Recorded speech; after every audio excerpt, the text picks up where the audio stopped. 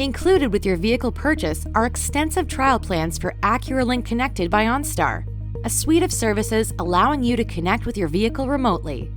This includes a plan that provides the internet connection your vehicle needs to use many Google built-in features.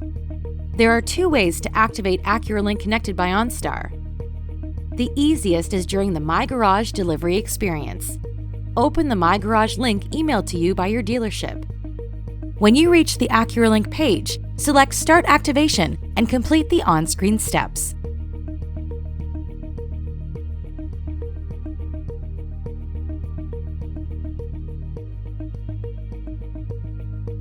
Download the Acura EV app and log in using your My Garage credentials to start using remote features. After activation, you may be prompted to press the OnStar button to receive a welcome call and learn about your services.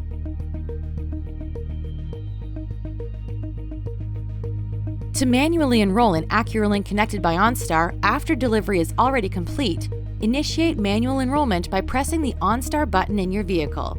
An agent will email you OnStar-related terms and conditions to review and accept. Download the Acura EV app and sign in or create an account.